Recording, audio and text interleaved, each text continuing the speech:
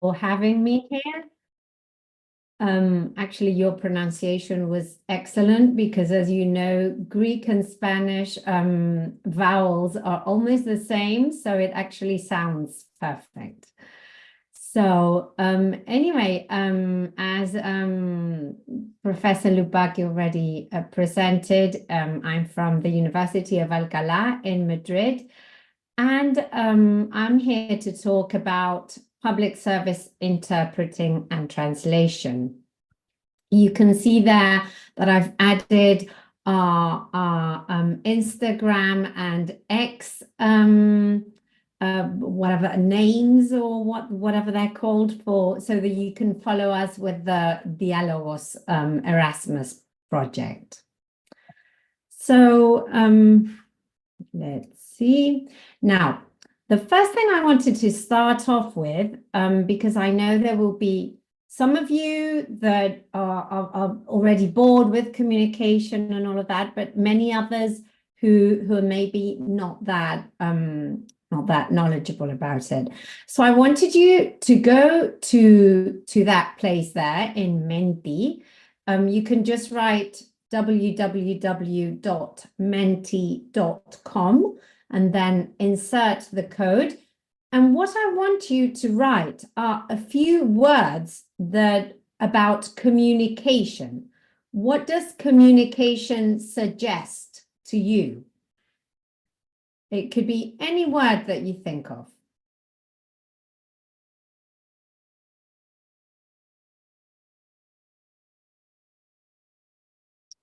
Okay. So we only have 3 responses there. There are more coming up. Can you actually see the responses actually in the... No? Okay.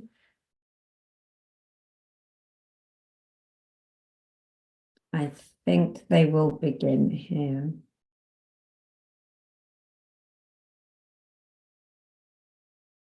Oh, they're not coming up.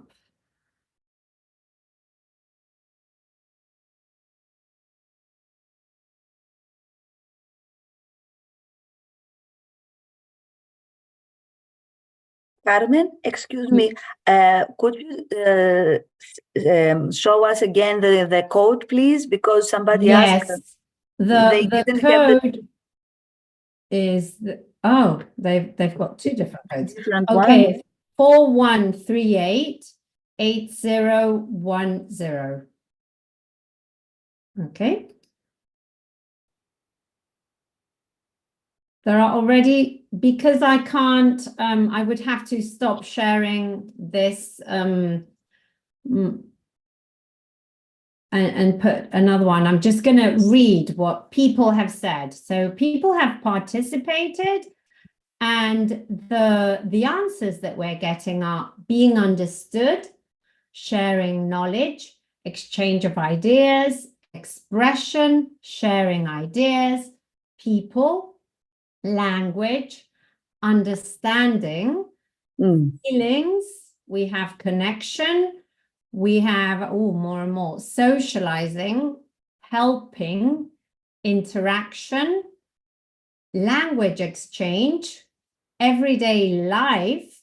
These are things that you have all sort of brought in. So there's quite a lot of them. Speech, translation, talking, creation, and there are more and more. So as you can see, we all have a similar idea of communication, which normally involves many things. The actual term derives from Latin, from comunicare, which is to share, which was actually one of the words that you mostly also shared. So this definition, the process of transmitting and exchanging messages between a sender and a receiver, this is basically the words that you are all writing down. In these messages, ideas, thoughts, feelings, attitudes, and information are shared. So we all know what communication is, and we all know that it's practically inconceivable to have a society in which members are not able to communicate in some way. Okay, and that also came up, the notion of society.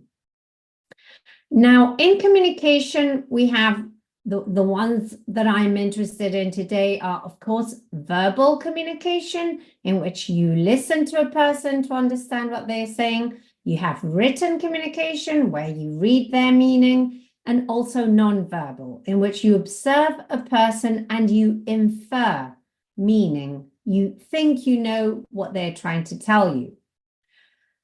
We know that language is the main communication tool used by everyone in their daily life to convey information. So aside from all the non-verbal things we have to share, we also have language as the main communication tool. And from here, I wanted to take you to Article 19 of the Universal Declaration of Human Rights, where it says, everyone has the right to freedom of opinion and expression, and this right includes freedom to hold opinions without interference, and also to seek, receive, and impart information and ideas through any media and regardless of frontiers. Basically, what this article is telling us is that we all have a right to communication, to understand, to be able to be understood, etc. But what happens when the language is not shared? How can I communicate myself with you if I don't know any Greek? We are communicating right now with English, but imagine that you didn't know any English. What would we do? So I promise it's the last one now, another mentee. This time, it doesn't seem to be working really well. This time you have to use another code, which is, you have to go again to menti.com and use the code 6728920.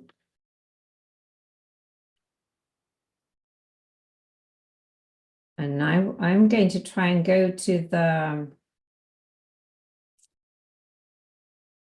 I actually thought it would work from the PowerPoint, but it doesn't seem to be working.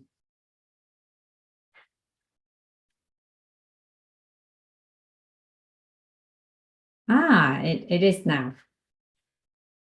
Okay, so language barriers can be broken with interpreting. Okay, okay. This is interesting now. So we have artificial intelligence, we have respect, translation tools, knowledge, translation knowledge, hand gestures, organization, images, body language, directness, okay. Okay, so I think we can see that we all have different conceptions of how language barriers can be, let's say, crossed. The main one, the main thing that stuck out from the beginning was interpretation. And it's still the brightest, so I think it's the one that more people are using. But there are many others, of course, non-verbal, etc. Interpreting is, of course, one of the main ones to be used. But as you know, I don't know about Greece, but in Spain, we don't always have interpreting. In fact, it's not so common, especially in certain contexts. Okay, so I think there are some really interesting things that have come up.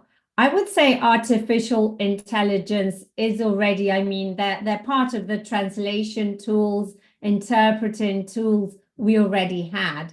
So, but I think they could also fall into translation interpreting categories. Look at these scenes. We have different pictures here. And I'm sure you can all identify different communication problems which we may have. The different contexts, as you can see, the first one is a man who's being looked at by a doctor. Because of the skin color, the different factions that he has, we can tell, for example, for a Spanish speaker, maybe he probably doesn't speak Spanish, or if he does, he might speak a different dialect, a different variety of Spanish. So it might be difficult to communicate with a doctor. In the picture next to that one, we have some sort of human crisis, emergency situation, where that woman is probably coming from abroad. We can see that the clinical professional is probably from Red Cross, so we can figure that it's some sort of refugee or humanitarian crisis, of which we unfortunately have lots in Spain. You do as well in Greece. In the picture at the bottom, we have the first one where there's some sort of social meeting. It might be a school for adults. It might be many different things, but there is obviously somebody speaking and the rest will need to understand. The picture at the bottom in the middle, as you can see, that's a trial. We can see that both men sitting there, they might be Spanish, but they don't look Spanish. So we're going to infer that they're speaking a different language. The last picture, again, we have some sort of social service. Somewhere the context is, again, the Red Cross, where apparently there are people maybe not speaking the same language. So all of these communication activities going on are quite different. They belong to different spheres, and they all belong to the sphere. They would be contexts in which public services would be taking place. Now, I want to stop a little bit and think about society and culture, because this is fundamental, as we will see later on, for public service interpreting and translation. So as you know, we have many different societies, and in each society, there are different communication codes with different values, traditions, habits, etc. Now, for linguistic and intercultural communication to be possible, we already mentioned a few things, but I noticed that the word bilingual wasn't there. Nobody mentioned bilingual speakers, those who can translate, interpret, maybe non-professionally in different languages. But they, of course, carry out many, many tasks. Normally, for example, if you're in a hospital, you don't know the language, and the doctor might say, well, bring somebody along who can mediate, who can tell you what I am saying. So that could be a bilingual person. We're not going to go into what type of bilingual, because that's a different talk. We also have interpreters or mediators, which is what I will be talking about later on, because there's a slight difference between an interpreter and a mediator, and of course, translators who normally, let's say, translate from written language. Now, being bilingual or knowing languages is not being an interpreter or a translator. I'm sure you all know this, but even though, for example, I was brought up in England, but I live in Spain, my parents are Spanish, so I am bilingual, but I am not an interpreter. I'm also not a translator. I might do it, I might be able to carry out some tasks, but it's not necessarily the same.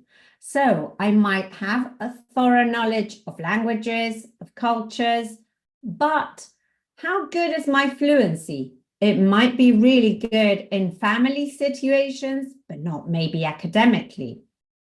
How am I supposed to be faithful? I don't know any code of conduct. If I'm just an ordinary bilingual with no specific training as an interpreter or a translator, I might want to share all the information with all my neighbors. So I might go to the doctors with somebody and then decide to tell all my friends what has happened in the clinic. So there are so many things that somebody who just knows languages is not able to do. There is some training, of course, that is specific for interpreting and translation. The problem is that there are many bilinguals or not even that fluent bilinguals who are carrying out interpreting and translation tasks.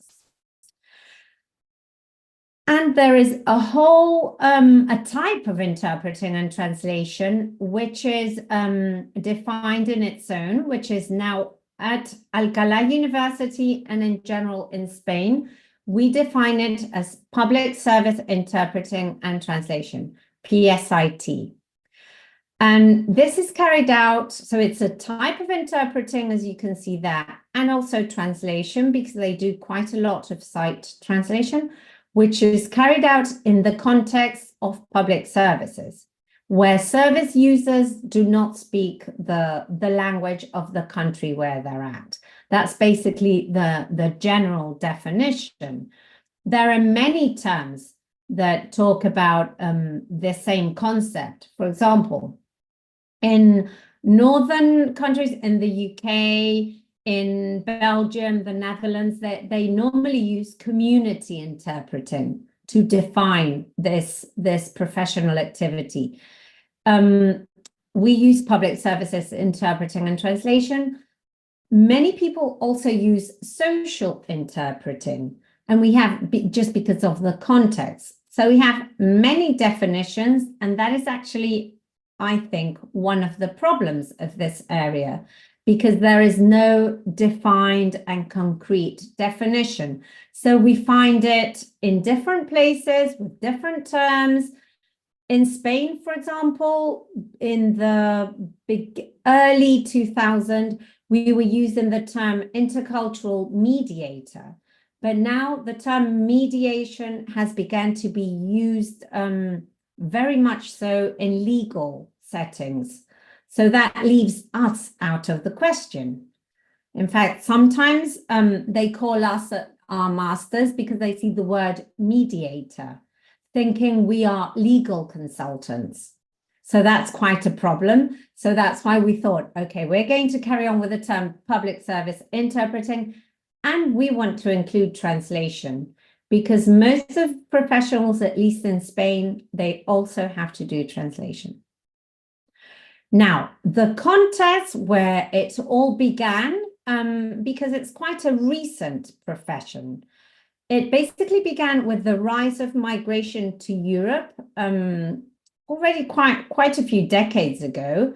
That migration caused very multicultural societies more and more. And also, that created the need for public service interpreters and translators. This varies depending on the country. Mediterranean European countries are normally just countries where people are going by. They do not intend to stay. So Greece, the same as Italy and Spain, they're countries through where migrants from the south might come into Europe, but then their destination is normally France or Germany. That's basically how migration flows are going right now. The negative things, it's a non-regulated profession, at least in Spain and in most countries, also I think in Greece. So because it's not regulated, it lacks uniform standards. So you might have training courses, but there is no list of public service interpreters and translators. Okay.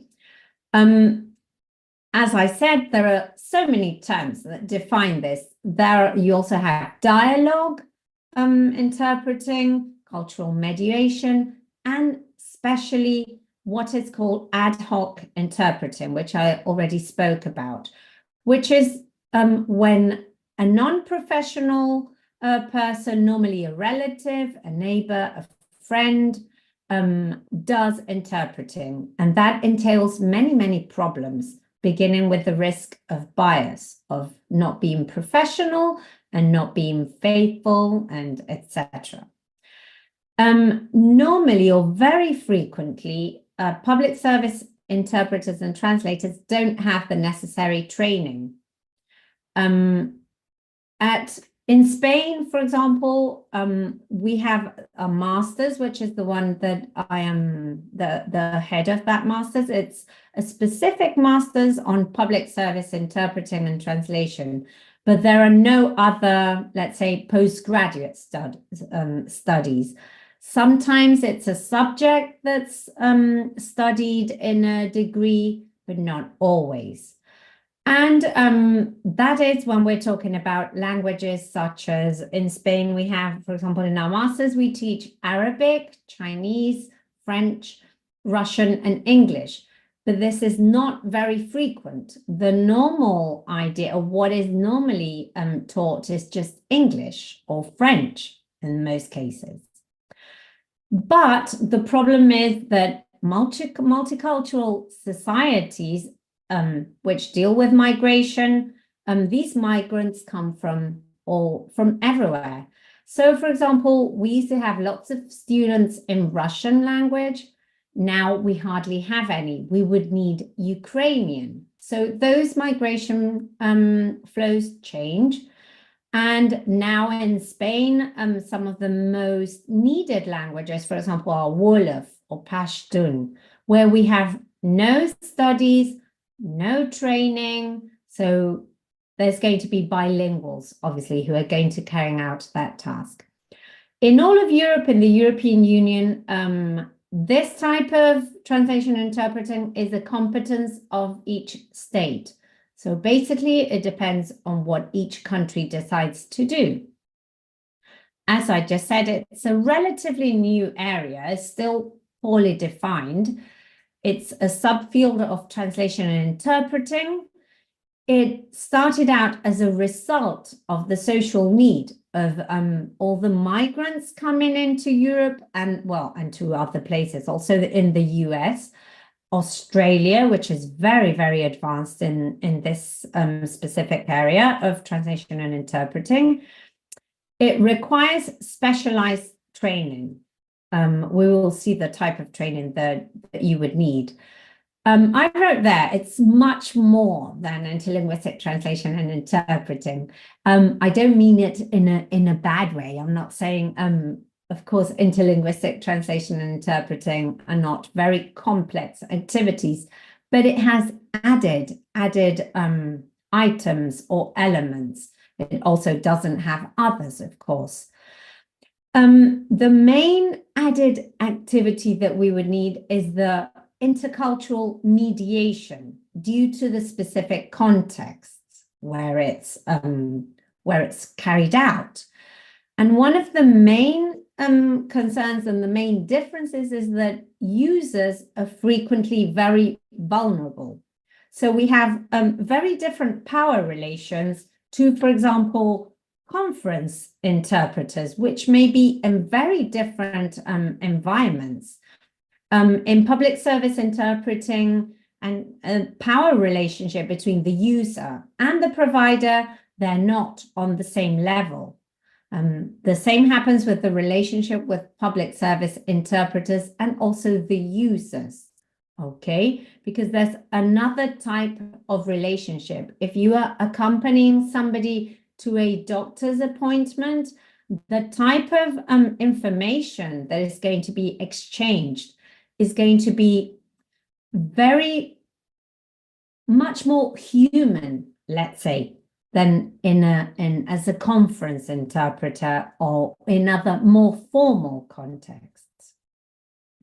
So basically what makes up public service interpreting and translation are the settings. We normally have migrants who have to communicate with public services.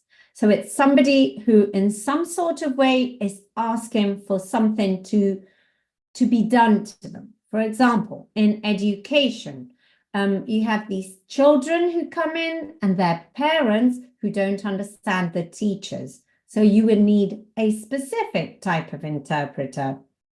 In health, you have somebody who is very, very vulnerable because on top of being ill, you do not understand anything that is going on. You do not understand the system. So it creates a very vulnerable situation. Of course, police stations, courts, in trials, and other social services. So I have written that down there. The work of translators and interpreters is even more important in situations involving the displacement of large numbers of people in a short period of time. For example, in armed conflicts or humanitarian crises. We can think of with the pandemic, with COVID, I expect the same happened in Greece. In Spain, there were lots of news about migrants or groups of migrants who were still going out to the city during lockdown. Well, of course, they were going out because they didn't understand the instructions in many cases. So think of humanitarian crisis. There are different boats, if you can call them that, arriving in Spain lately. There's like 2 or 3 every day. That provokes humanitarian crisis with terrorist attacks. Everything is a confusion. The context is awful. And you would need different types of people working there. So that you see why we want to include translation. As you know, translation involves written text and interpreting focuses on speech. But public service interpreters and translators often perform both tasks. It's not like conference interpreting where you are called for a specific conference or whatever type of activity. Public service interpreters are normally imagine, in a hospital. They are at a hospital. When they are not interpreting with doctors and patients, they might be needed to translate, for example, informed consents or legal documents or anything that may be needed. So they do both. Whereas interpreting, nowadays, we have basically 3 types. We have telephone interpreting, video interpreting, these are both remote, and on-site, presential interpreting. There are different types of activities that these interpreters would do. They carry out very often and very much work on site translation.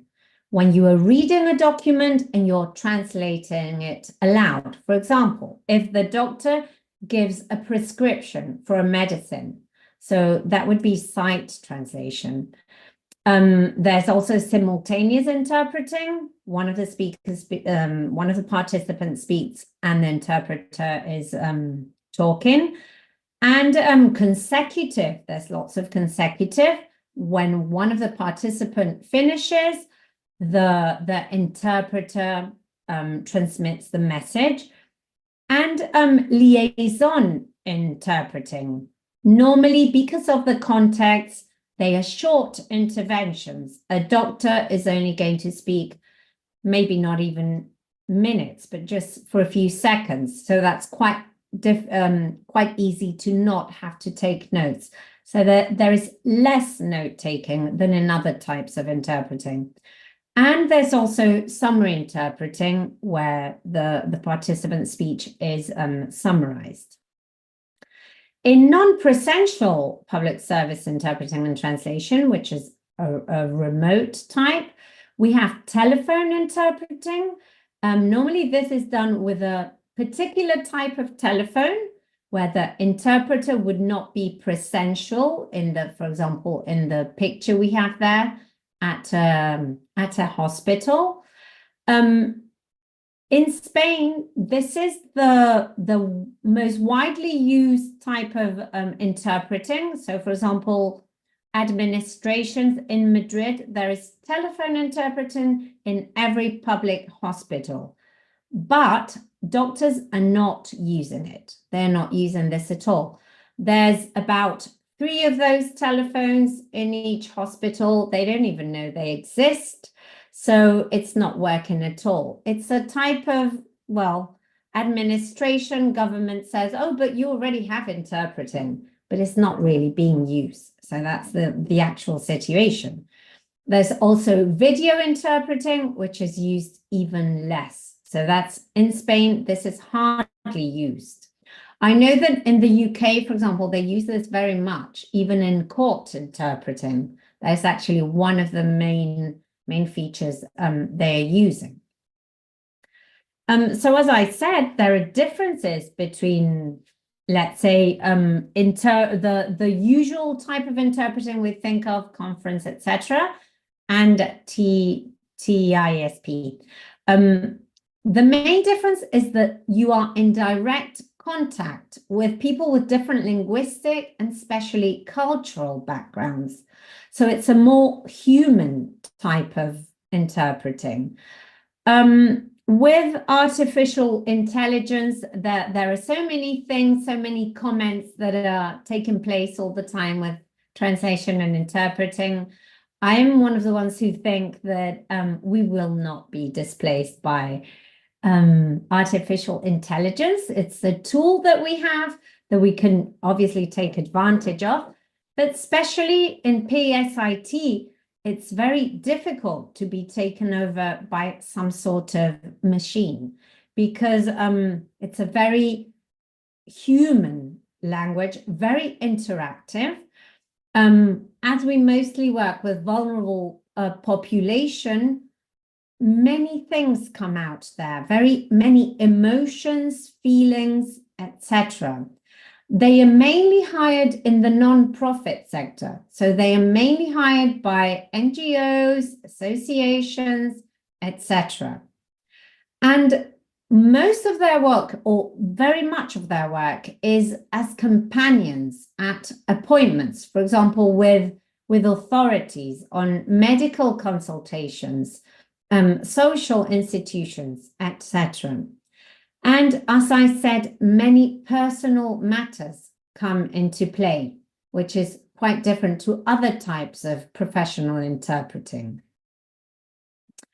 This is where mediation comes into place, because you imagine that you are an interpreter, you are with a mother who does not speak Greek, and you are with a mother and her child.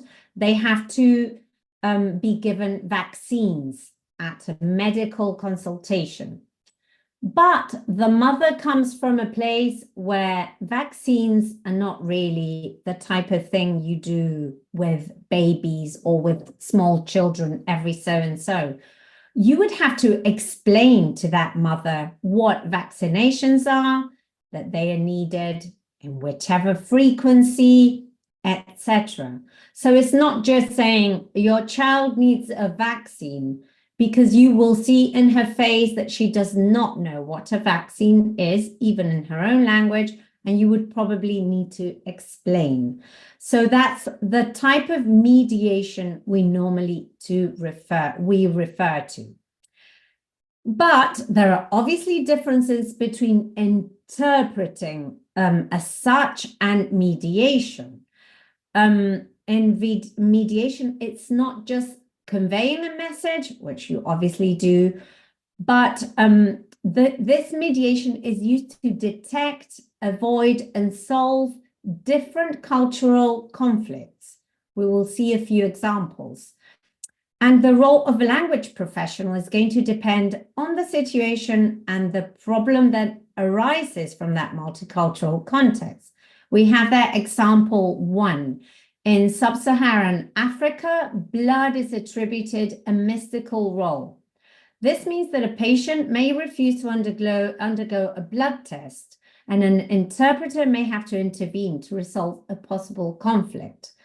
Now, that mediator would explain, it might not work, but sometimes it does, that they are making a blood analysis to take out a sample, that it's not going to be used for whatever reasons they in their culture think that it might be.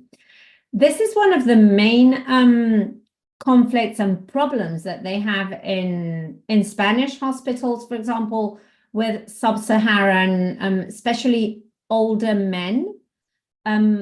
Whenever they have an appointment for a blood analysis, they do not go back. Okay, they just don't go back. Sometimes an interpreter is not called because they seem to manage in Spanish, but it's actually more of a cultural conflict that we're dealing with. Another example, we have traditional Chinese medicine. The temperature of food plays a very important role in health for them. So someone may refuse to drink cold water because they think it might be bad for their health. So there are many of these things that for us in Western Europe, we might think they're all quite usual or normal, but maybe not so much. There's quite a lot of, for example, with the type of patients in health contexts that that we've referred to in public service interpreting and translators. Normally, migrants are younger people, the vast majority. So it's normally women who are pregnant, who have to go to the doctor, to hospital. Also, pediatrics is very much used. So it's mothers with their children. But of course, emergency.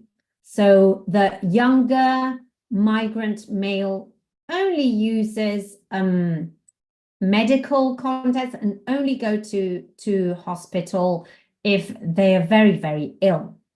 And those situations are also very vulnerable. Now, I wanted to share with you the different aspects or the difference between mediation and interpreting. So you have on one side the visibility, but also on the other, the facilitation. I think we will see it here better. It's not always very clear, and even in our masters, where all the professors who come know what PSIT is, sometimes we have a few discrepancies, especially with the ones working in the legal settings. In the health sector, I think it's more or less clear. But in legal settings, some scholars and interpreters think that they should just take what we have here as an impartial model, which is basically what interpreters are normally trained in. The interpreter conveys everything she or he hears and does not intervene in the conversation. So this is the main idea we have of an interpreter, especially in legal contexts. The interlinguistic and intercultural mediation model, let's say it's more of a middle ground. So the interpreter mediates, adding only the necessary information and asks only whichever questions he or she thinks is absolutely necessary. Normally, this is carried out in more health contexts. But there is also another model, which has more to do with maybe dialogue interpreting, the advocacy model, where the interpreter participates using his or her voice. I think this is very risky because I think there's a great risk of being impartial and altering the information. We all have bias and we can all interpret things in our own way. So, for example, in the PSIT model that we use at the University of Alcalá would be the interlinguistic and intercultural mediation model. Now, as you know, we use different tools communicating language, body language, but one of the most problematic things for us in PSIT are the attitudes, perceptions, and the ways of thinking, which are very much influenced by our culture. We have a conscious culture, for example, the way we dress, we eat, the festivities, the beliefs. Those are normally shared and are universal to a specific culture, country, nation, whatever. It depends on the context. But there are also unconscious culture, which is very much biased, which is the way of speaking, which may change from one place to another, even inside the same cultural, let's say, background. I'm sure in Greece, the same as in Spain, you have different ways of speaking in the north from the south, etc. Also, the way we interact and relate to each other. This is especially, for example, in Spain, we have many Chinese, Asian students, but especially with Chinese students, that I've heard many comments, but they're not looking at me. I'm speaking from the teachers. They're not looking at me because that would be being very irrespectful for them. So all these things are basic. We also have to avoid stereotypes with this sort of thing. A stereotype is a preconception. We tend to have preconceptions about everything. So I think this is very difficult to avoid, but we have to try and do that and at least be aware that they exist, okay? I don't know what type of stereotypes are applied in your culture, but I'm sure you have many, especially from the migrant groups that you receive, obviously. But I would like you to think about this, just think about this in your own time. How can this influence when you speak to them? It obviously does influence us. We might be nicer. If we think of anyone who comes from, they don't even need, if you're somewhere and a Northern European, blonde, tall person shows up, everybody is normally so nice and thank you and this and that, and we think they have university studies and they live in a marvelous house, etc. Whereas if we see somebody with not that type of flow and look, we might feel something more negative, okay? So this is why we need ethical codes. We need ethical rules to govern professional activity. In Spain, we established, well, we created an association for public service interpreting and translating, and we designed a code of ethics. There are so many codes of ethics in all sorts of settings, but there are many ethical conflicts and dilemmas when you are dealing with people, when you are in a situation where power is not evenly distributed. It's quite difficult to practice. Basically, these are the main things. The interpreter has to have confidentiality, so maintain the privacy of the parties. The interpreter should not take any sides. One thing is explaining what vaccines are, and another thing is judging or telling the mother that you must have your child vaccinated. All you have to do is explain the cultural differences. Also, the accuracy or precision. So obviously the message has to be conveyed adequately. And this is something which happens all the time, the integrity. If you are dealing, for example, some of our, in our masters, students go to do internships. Sometimes they are asked to give false information. For example, at police settings, somebody who has stolen and is there detained because of that. Well, obviously you can't be creating an alibi for that person and that sort of thing. And that happens all the time. So there's an example of the code of ethics, which I can give to anyone who is interested. And imagine these examples. So imagine that you have to interpret a medical consultation, but before it begins, the patient tells you that he doesn't actually care anything that the doctor's going to say, because he or she just wants you to certify, or wants the doctor to certify, that he's not fit to return to work. So that's a situation where the interpreter, he's actually asking the interpreter to mediate in a way that the doctor would give them more, let's say, off work time. So that sort of thing happens all the time. Sometimes they're given money and things like that. So it's quite a tricky situation sometimes. In this same consultation, the doctor wants to the patient so that he can return to work. So the patient starts getting angry and shouting and swearing at the doctor. That happens all the time. So what do you do in that sort of situation? They're not the same roles as you would have in interpreting at a conference, obviously. Now, to sum up, what I would like you to think of is what I have there. The translator or interpreter only has to convey a message.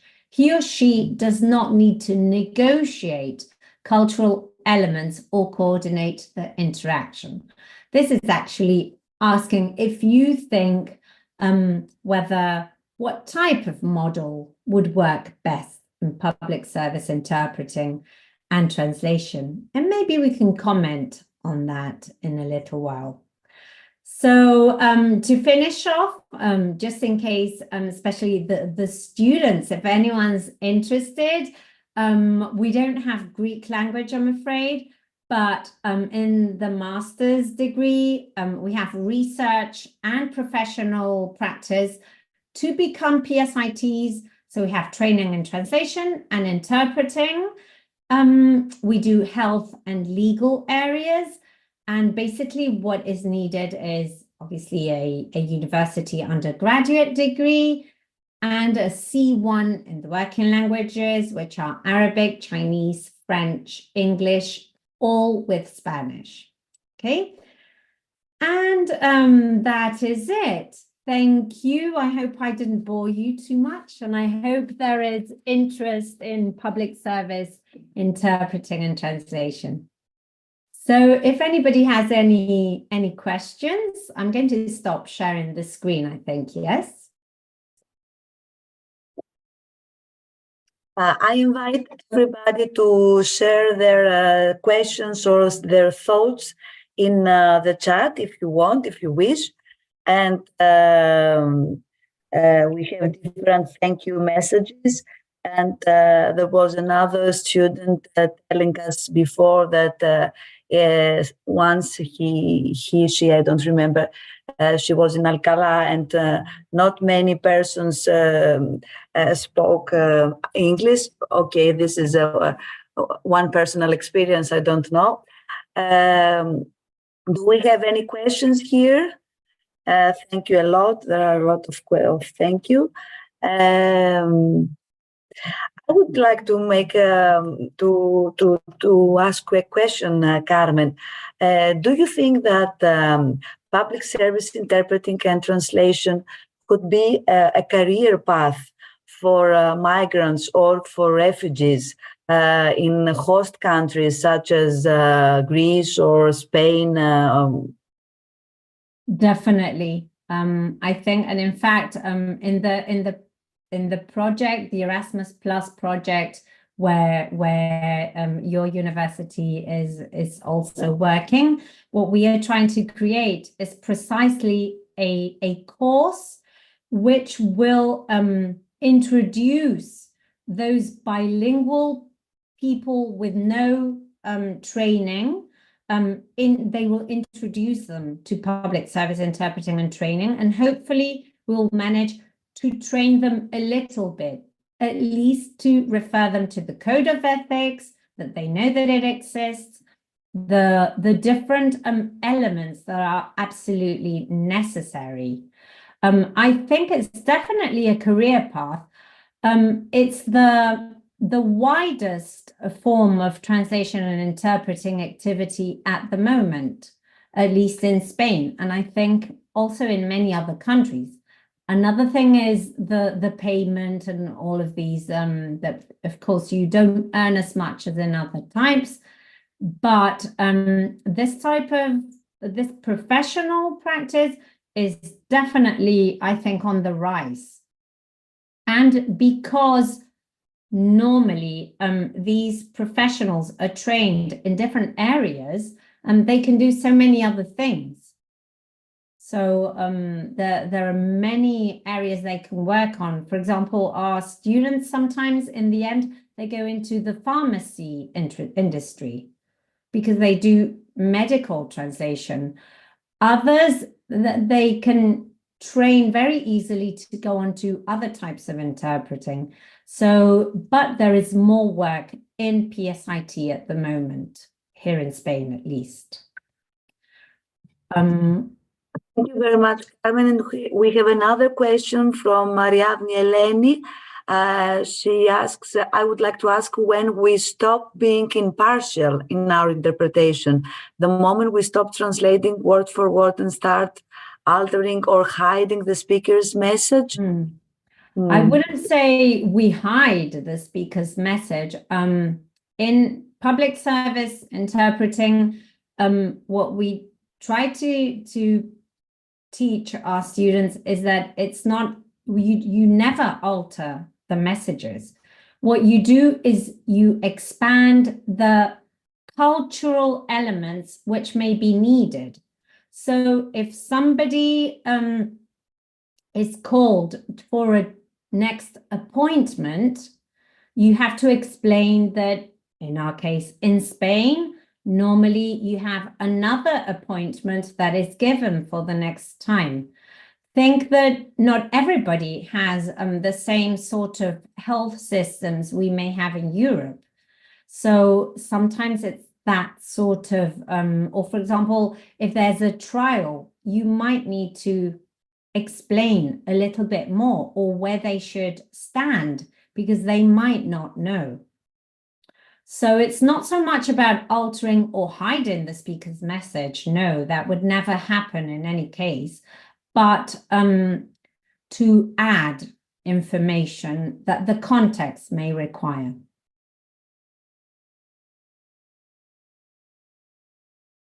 Thank you so much.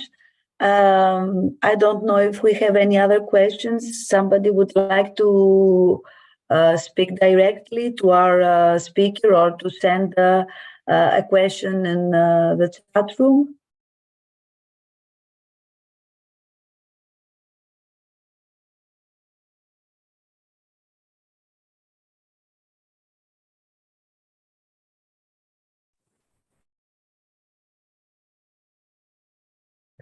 I believe it's quite a new area for us, for Greece, because we don't really have, and the other day we had, because of the program that we have, there is a question, I'm going to read it just after. In our program for Diálogos, we were in the United Nations, and they asked me, how can somebody become a public service interpreter? Because in Greece, most of the times when you say public, it means that you are hired from the government. And this is the problem. This is maybe this is the misunderstanding here, because when we say public service interpreters, that this doesn't mean that these people are going to be hired from the government. But as you said, I would like to stress, as you said, that these people, most of the times, they are hired from the NGOs. Is this right, Carmen? Yes, most of the times, well, I guess you know, the European Union passed don't know what it's called, a directive, I think, saying that all member countries had to have interpreting in their courtrooms. Spain has still not done this properly, although it's been quite a few years ago that this was passed. But, for example, in legal settings, it's more professionalized. So in legal settings, there's a list of people. Well, there's not a list, but they tend to call professional interpreters. So there's some sort of professionalization. For health situations, there's not much, let's say, formal or official getting into the area. Normally, people work in NGOs, mostly, but also in external agencies, interpreting and translation agencies, as they would. We have that's actually quite interesting what you said about the public sector, because for us too, so I'm a public worker just because I work for the government, for a university. But for us, public services include all of these social activities. That's where the term comes from. In fact, I think they should be working for the government because they are. They're the same as a, I don't know, social worker, psychologist that works at a hospital. I think we will get there, but it's very, very slow. I can tell you that. Somebody was asking me. There are two questions. In fact, one is about your master programs. And they asking, you need all 4 working languages for the MA? No, just one. Wow, if we had somebody like that, we would be really happy. No, it's just one. We just need, for example, Chinese and Spanish, or French and Spanish, and maybe another language. That's always, of course, very good for us. But normally, it's just you need a C1 in both languages, or to be that it's your home language. So if there are any of you who are studying Spanish, that it would be great to have you in Alcalá. And I can see, where can we read more on the Code of Ethics? Oh, this is a whole new a whole area. So about codes of ethics in interpreting or translation, there's lots of information. I would say that the people who have worked more on this are normally, it's normally Australia, for example, which is very professionalized. So with Code of Ethics, I can send you, whoever is interested, some more information on that. Okay, I speak Spanish, Greek, Japanese, English, and French. Oh yeah, that would be great. You could do either English or French with Spanish. A country where we have many students from, and it's always quite surprising for me, because they do have training, is Italy. We have many Italian students going into the English and French modules every year. So, and in Italy, I think it's more advanced than in Spain.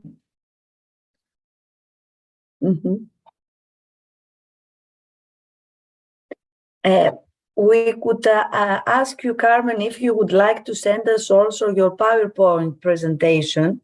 Sure. And along with the video of the today's seminar, we can upload it and so that the participants have free access to this information, if you agree. Of course, yes. I'll be delighted to share it. I'm going to correct a few typos that I saw. Thank you so much. I don't know if there are any other questions. We have it's the end of our session in 3 o'clock, so we are 2 minutes from 3 o'clock. I think it's very good to be on time. If there are no other questions, I would like to thank you once more for this excellent presentation, and thank all the participants for being here this afternoon. Thank you for having me, and thank you all for being here. Thank you so much, Carmen.